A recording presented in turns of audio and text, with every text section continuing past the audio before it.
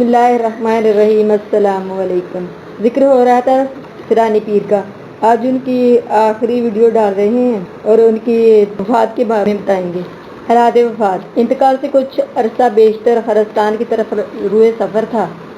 इस सिलसिला सफ़र में मकाम तलीदी तक पहुँचे कि कुछ बातनी मुश्किलात की वजह से खरस्तान का इरादा तब्दील फरमाकर इसी मुकाम से वापस जानब जुनूब रवाना हुए और खिच्ची में पहुंचकर किसी बस्ती में एक शीशम के दरख्त के नीचे क़याम फरमाकर कुलूला भी किया और वहीं फरमाया। और इसी मुकाम पर हज़रत वान मोहम्मद गौस साहब आकर मुतारफ़ हुए और यहीं एक मजलिस से समा मनक़द हुई और फिर यहाँ से तन्हा जुनूब की तरफ मुल्क काठीवाड़ की तरफ चले गए और दराची बंदर पहुँचे। इस खिता में भी हज़रत के मुरीद खुदाम और मुक़द्ददीन की बहुत वाफर तादाद कई दिन तक इस इलाका में सियाहत करते हुए इब्तिदाए रबीउल आखिर 1190 हिजरी में वापसी का इरादा फरमाया।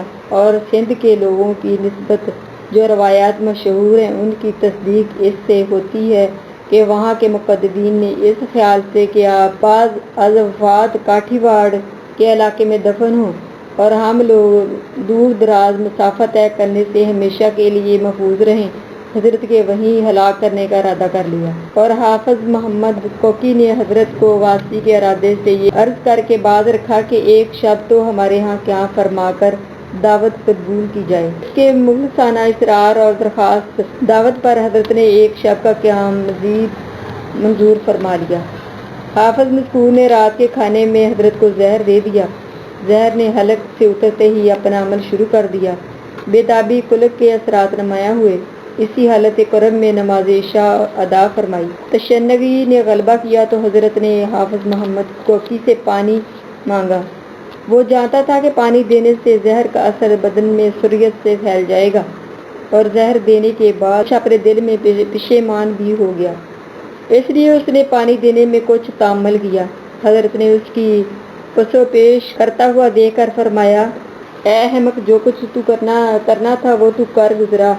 लोगों को घड़े में डालकर अब पसपा होने से क्या बनता है, लाओ पानी लाओ। हाफ़िज़ मज़कूर ने पानी दे दिया। पानी पीते ही इस्तफ़राग हो गया, जुगड़ टुकड़े टुकड़े होकर कह के जरिए निकलने लगा। फ़कीर अबू तालब जिसके हुजरे में हज़रत का क़याम था, उसने मादा सकराफ को एक बर्तन में लिया और दोबारा फिर इस्तफ़राग हुआ। मुतवातर कह आने से तबीयत फिर नढाल हो गई। फरमाया, मेरी उम्र के अभी 4 साल बाकी थे, लेकिन सच सलीम में खाम है जो मजाज यार में आए। इसने नागहानी तकलीफ की शोहरत फैल गई और फौरन शहर के बेशुमार मुक़द्ददीन हज़रात जमा हो गए। हज़रत ने अपनी बेताबी की हालत को मद्दे नज़र फरमाकर लोगों को रुखसत फरमा दिया।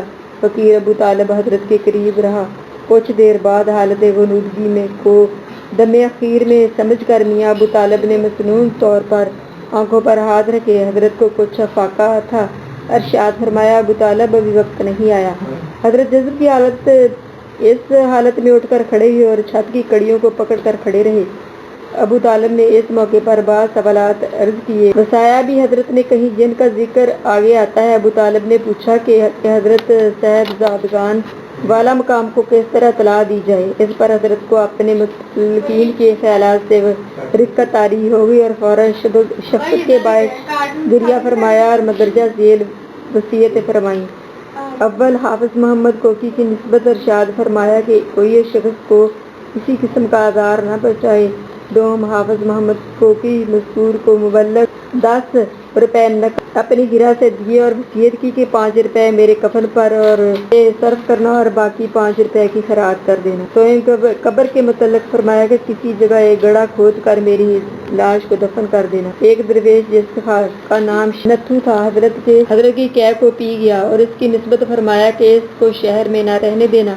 चुनाचा ऐसा ही हुआ कि वो बेसाख्ता और बेखुदी की हालत में शहर से निकल गया और इसके बाद हज़रत ने मराकबा की सूरत में बैठकर जिक्र अज़कार करना शुरू किया और कुछ देर तक नहायत पुरजोश आवाज़ में ये जिक्र फरमाकर लेट गया कि अबू तालब को याद फरमाया। उसको मुखातब होकर फरमाया, अबू तालब, अब वक्त आ गया। ये सुनकर अबू तालब आबदीदा हुआ और करीब आया तो हज़रत के सीने और ज़ुबान से आखिरी अल्फाज हू सुनी और आवाज़ के साथ रूह ने कफ से अंसरी से परवाज़ की।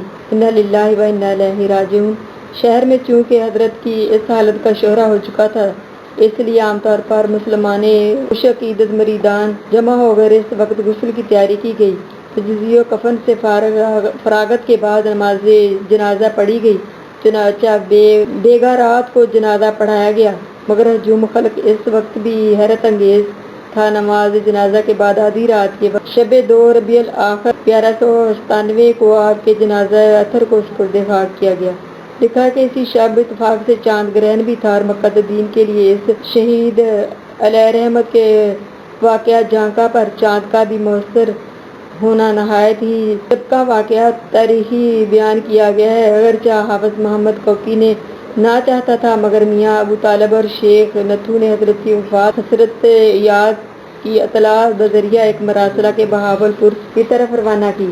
یہ مراسلہ منزل بہ منزل بہت ہی توقف کے ساتھ 6 ماہ گزر جانے کے بعد ماہ شوال میں بہاولپور پہنچا۔ بہاولپور میں حضرت کا قیام مبارک میاں محمد حسن مرحوم والی مسجد میں ہوتا تھا۔ یہ مراسلہ بھی اسی مسجد شریف میں پہنچا دیا گیا۔ شام اور عشاء کا درمیانی وقت تھا جس وقت یہ مراسلہ بہاولپور پہنچا۔ اسی وقت تمام شہر میں شور قیامت برپا ہو گیا۔ بہاولپور کا تمام شہر حضرت کا مخلصانہ اور محبت کرنے والا تھا۔ ہر شخص کو حضرت خواجہ صاحب کی ذات بابرکات سے خاص انس تھا، اور اب چونکہ حضرت خواجہ صاحب رحمۃ اللہ علیہ کا دیدار کیے ان لوگوں کو بہت عرصہ گزر گیا تھا، یہ لوگ منتظر اور زیارت تھے۔ ناگہاں یہ وقت دہشت خیز خبر پہنچی، تمام شہر میں تہلکہ مچ گیا۔ صاحبزادہ حضرت میاں ویس بخش حاجی محمد اعظم صاحب اٹھوال تو اس اطلاع کے بعد بہت جلد دراچی بندر کی طرف روانہ ہو گئے، اور جب یہ اطلاع حضرت خواجہ صاحب کے قضا کو بڑی شریف میں پہنچی تو وہاں سے حضرت خواجہ سلطان احمد دین رحمۃ اللہ علیہ بھی ماہ خدام بہاولپور پہنچے، اور خلیفہ محمد حسن بہاولپوری میاں محمد پٹن بخش کی میت میں سامان سفر مہیا کر کے دراچی روانہ ہوئے۔ جب یہ جماعت بندرگاہ دراچی کو پہنچی، ان سے پہلے صاحبزادہ میاں ویس بخش اور حاجی محمد اعظم پہنچ چکے تھے۔ 20 دن متواتر سفر کے بعد حضرت کے تابوت کو منتقل کر کے بہاولپور لائے گئے۔ مشورہ ہوتا رہا۔ حافظ محمد، جس کا ذکر پہلے ہو چکا ہے، تجویز کی ہمیشہ مخالفت کرتا رہا، کبھی شرعام اور جواز ظاہر کرتا، کبھی دراز سفر کے مشکلات بتاتا، کبھی اپنے حقوق جتلا کر جنازہ لے جانے سے منع کرتا، اور کبھی دھمکی دے کر بھی کام نکالنا چاہتا۔ آخرکار یہاں تک بھی آمادگی ظاہر کی کہ خانقاہ اسی جگہ رہنے دی جائے، میں 3000 روپے سالانہ ہمیشہ دیتا رہوں گا۔ یدی کہ یہ باتیں آخری ہیلہ لالچ زدہ کا پیش کیا گیا تھا تو اس وقت حضرت صاحبزادہ صاحب کو بھی جوش آ گیا۔ انہوں نے فرمایا کہ ہم جو کچھ بھی کر رہے ہیں حضرت صاحب کی ارشاد کی تکمیل کر رہے ہیں۔ حضرت خواجہ کا تابوت لینے کے لیے گھر سے آئے ہیں اور لے کر جائیں گے، تم بے فائدہ رکاوٹیں پیدا مت کرو۔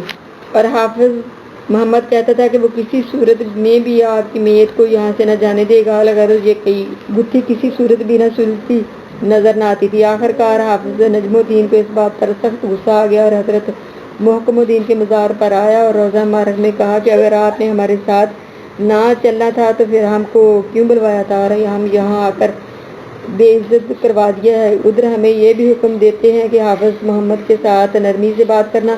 ہم لوگ آج پہلے جائیں گے اور آپ کے پاس پھر کبھی واپس نہیں آئیں گے۔ آپ نے حافظ نجم الدین کو خواب میں فرمایا کہ حافظ محمد کوکی کے سامنے قرآن داسی کی شرط پیش کرو، اگر وہ مان گیا تو صاحبزادگان نے حافظ محمد کو کہا کہ ہم حضرت صاحب کو لے جانا چاہتے ہیں، لیکن تم حضرت صاحب کو یہاں رکھنا چاہتے ہو، اس طرح فیصلہ ناممکن ہے، ہمارا وقت ضائع ہو رہا ہے۔ فیصلہ اس طرح ہونا چاہیے کہ حضرت صاحب کی میت کو نکالا جائے اور ایک صندوق میں رکھ دیا جائے، ویسے ہی ایک دوسری خالی صندوق بھی ساتھ رکھ دی جائے، ان دونوں صندوقوں میں سے ایک صندوق تم چن لو اور یہ ہمارا مقدر جس کی قسمت میں ہوگی اسے حضرت صاحب مل جائیں گے۔ اس بات پر حافظ محمد کو راضی کیا گیا، چنانچہ ایسے ہی کیا گیا۔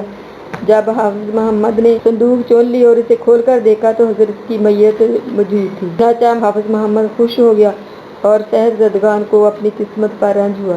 حافظ نجم الدین کو اسی وقت غش آ گئی۔ آپ نے فرمایا حافظ صاحب اداس نہ ہو، فقیر باطنی طور پر تمہاری صندوق میں ہے اور ظاہری حافظ محمد کی صندوق میں ہے، تم اٹھو اور صندوق کھول کر دیکھو۔ چنانچہ حافظ محمد اٹھ بیٹھے اور اپنی صندوق کو کھول کر دیکھا تو حضرت صاحب موجود تھے۔ حافظ محمد نے آج زہری میں کو دراچی میں دفن کر دیا اور بعد میں شاندار مقبرہ تعمیر ہوا۔ یہاں اب بھی ہزاروں کی تعداد میں عقیدت مند حاضر ہوتے ہیں اور ہر سال آپ کا عرس جوش و خروش سے منایا جاتا ہے۔ تمام خلفاء نے فیصلہ کیا کہ آپ کو صندوق میں لے جایا جائے، لیکن آپ نے ابو طالب کو نیم خواب کی حالت میں فرمایا کہ میں صندوق میں نہیں جاؤں گا، مجھے چارپائی پر لے جاؤ اور چارپائی کے ساتھ بانس باندھ لو۔ صندوق کی تجویز رہ گئی اور ایک چارپائی کو لمبے لمبے بانس باندھ کر جنازہ اٹھایا گیا اور جنازہ نکالنے کے بعد 3 دن بعد روانگی ہوئی۔ لاش مبارک جس وقت قبر سے نکالی گئی اسی ہی سالم اور محفوظ رہی، جیسا کہ بالکل تازہ دفن شدہ ہو۔